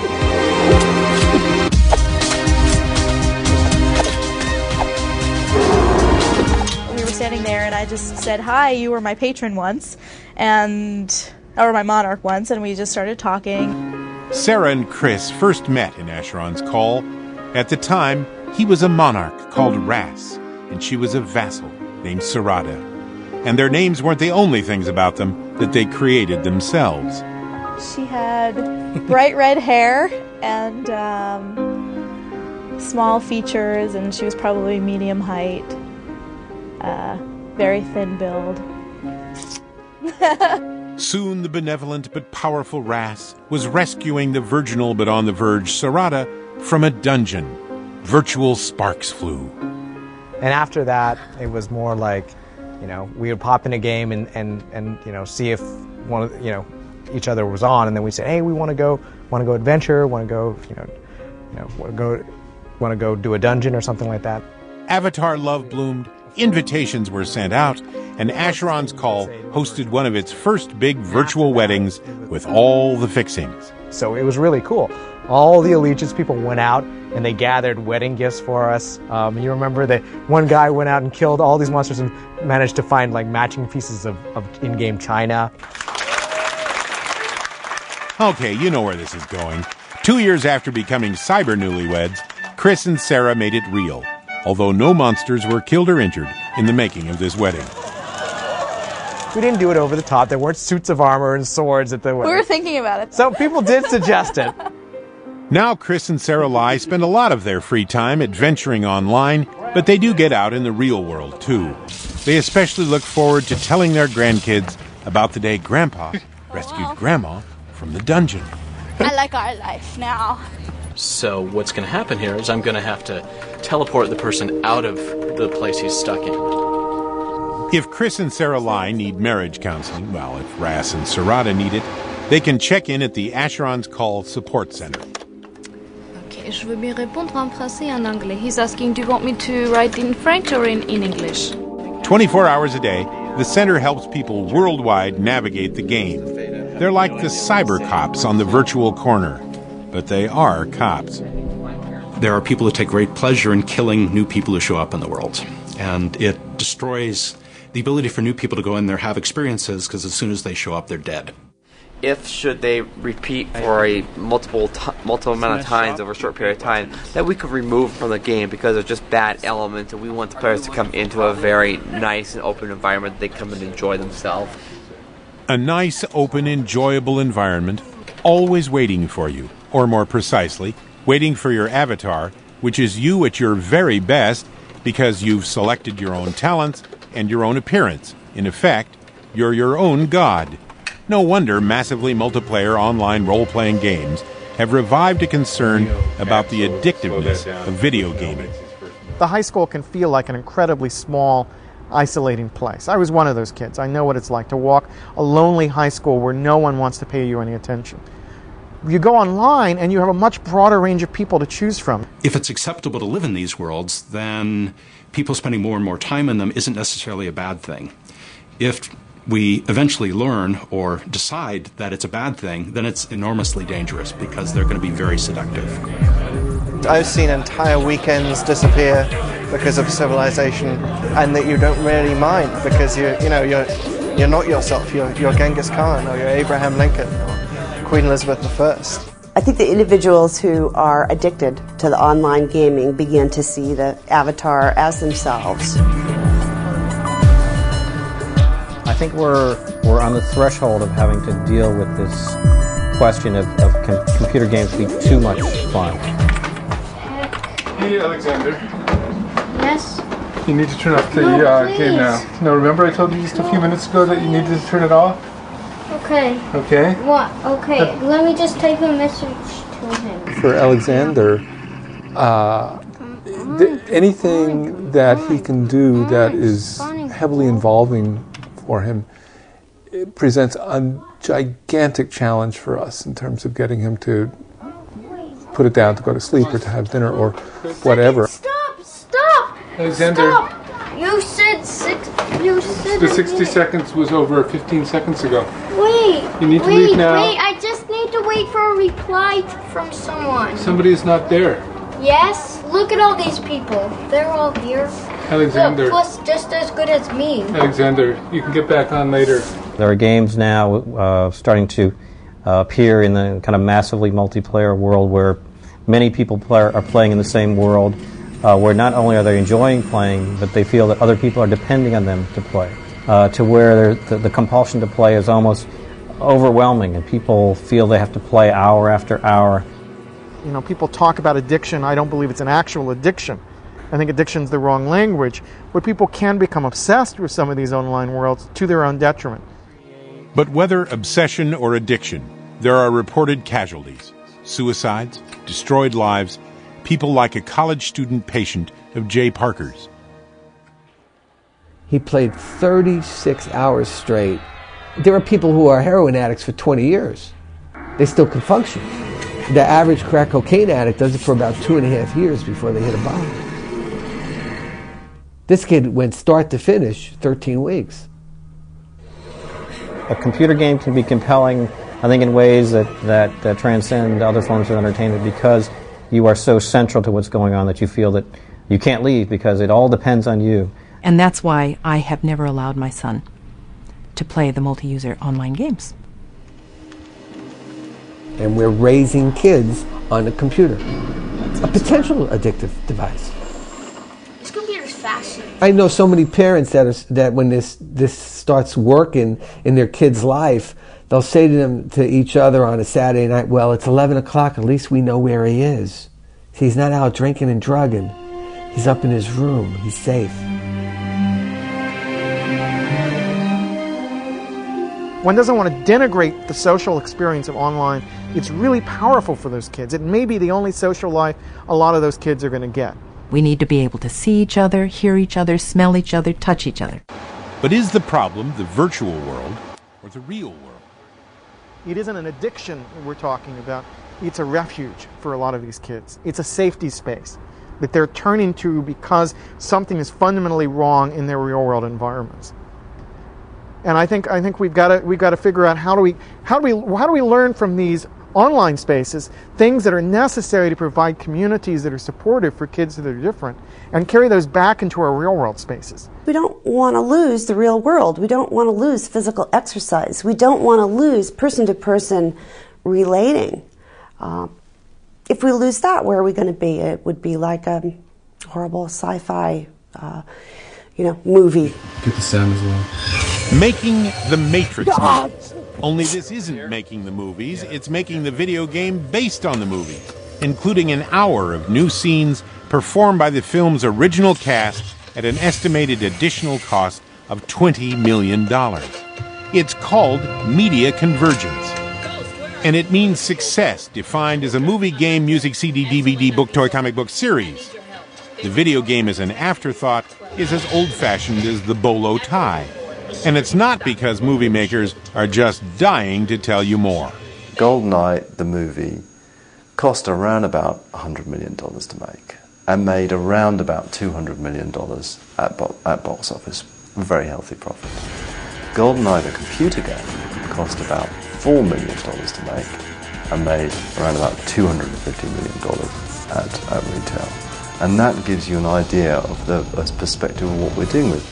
Right now, the computer companies go to John Carmack and they say, please, John Carmack, tell us what's going to be in the next Doom or the next Quake so we can build our hardware around it, so that we can have graphics that will support you.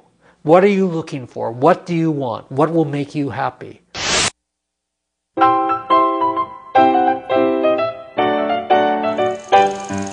If in 1910 someone had said to me, what is a movie, I would have said mostly chases and pies. Now if you say what's a video game, many of you will say it's just explosions and car wrecks. But if we take 10 years out from 1910 and begin to look at what Chaplin did to the custard pie and the developing character, it's a very small set of steps between what's an early stage of a medium and a medium that begins to achieve its creative maturity. As an arcade attraction, cinema had to depend on some very basic emotional, mechanical appeals. It had to have acts of violence. It had to have titillation around sexuality. In other words, it had to do exactly what games had to do at the beginning of their form. Both films and games started in arcades, but for some, the video game world is still arcading. And just like the movies fought television, video game arcades are fighting home computers with challenges that can't be recreated in the living room. Games with large things to ride, hoses to point, walls to climb. At the same time, online game design, driven by exploding technology, will be creating universes in gamers' heads. They want better graphics, they want bigger worlds, they want better sound, they want more revolutionary design. And because of that, game developers are constantly expected and pushed to expand the envelope that we have been working within. The world expects too much in 1 year and not enough in 10. And that fits online gaming perfectly. It looks like the machine inside has gotten better. But what in fact has happened is that the people creating the games have gotten better. We're taking them off the roller coaster and giving them a four-wheel drive, that they can now kind of go where they want to go. I believe that, and my own company, U-Ink, is focused on the short-form game. And I think there's something really magic about a good, tight, strong 3.5-minute experience. That's one of the things that's so cool about this industry, is that every 5 years it's another surprise. It's like another big Christmas. And so we'll see a fragmentation to some extent, where people will be living in different worlds and will have more and more trouble communicating with each other. It'll be almost as if we go into outer space and land on different planets and then develop different societies there, and then you have to come back and figure out how to interact with each other.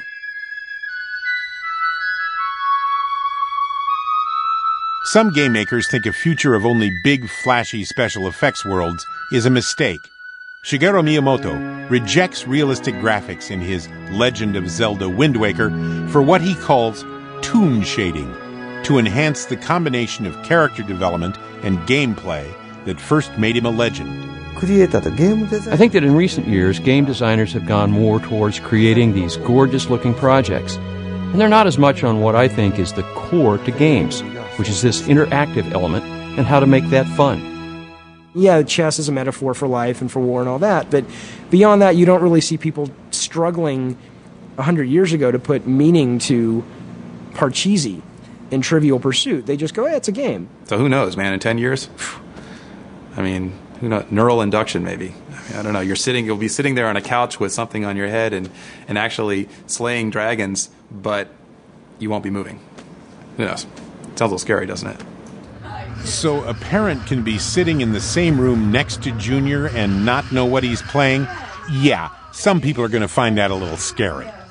So we're caught in this middle where we want to make things that are friendly for everybody, family friendly, won't offend anybody, and are exciting to everybody, and also are appealing to children. But at the same time, we want to make games that an adult will look at and say, hey, that's compelling to me. All that is left is the reckoning.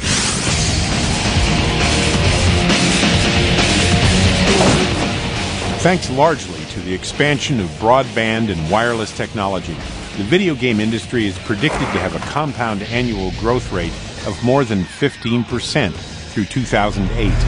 That's the good news. But there's sure to be trouble in that rosy future. The issues of violence and recession are not going away. And there's the additional concern that as more people go to their cyber worlds to be someone else, they'll stop being themselves in this world. But just as surely, everyone in the electronic entertainment industry and every gamer agrees with Henry Jenkins. I think we're at the beginning of a creative explosion. The question is, how do we sustain that? I think if we have real support for innovation in games, then I think there's no end to where this medium can go.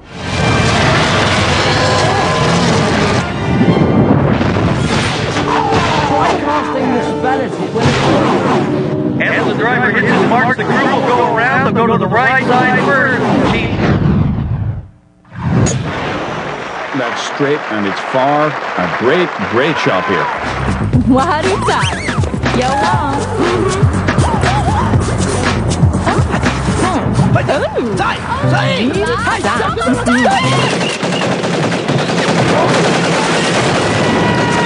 Let's go!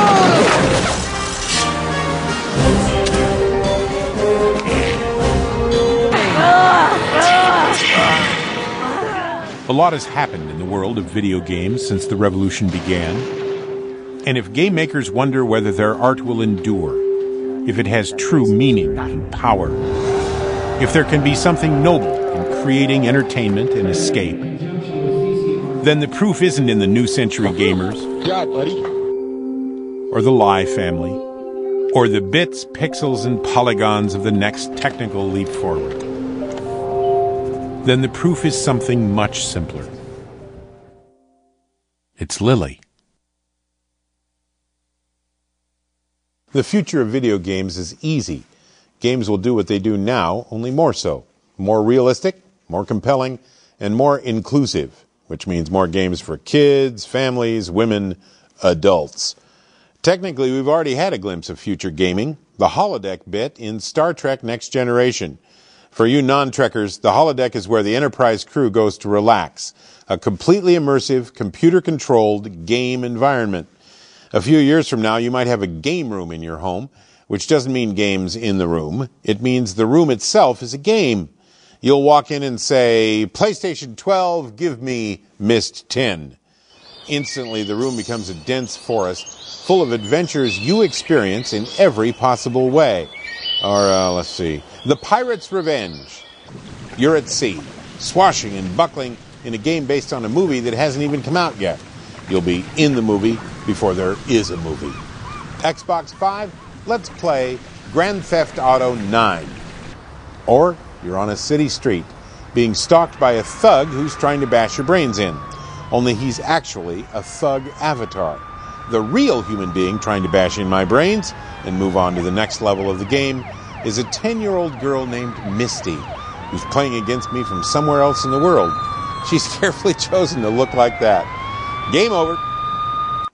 Except that the games will never be over again. They will continue. but we won't.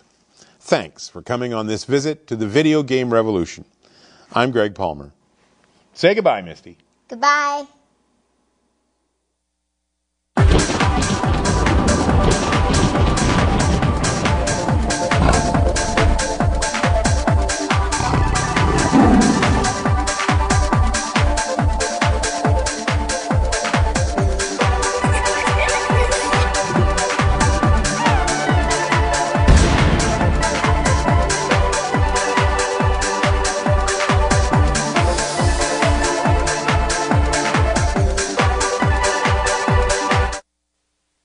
Want to test your knowledge of video game sound effects or find out if you're a game guru? Log on to pbs.org to learn more and get tips for starting your own PBS program club so you can talk with your friends and family about the video game revolution. To purchase a copy of the Video Game Revolution on VHS or DVD for $24.95 plus shipping and handling, please call 1-800-937-5387 or write to the address on your screen. If you missed part of tonight's program, tune in to TPT 17 Tuesday night at 8 for an encore viewing of the Video Game Revolution. Now, nature profiles the wild horses of Mongolia, next on TPT 2.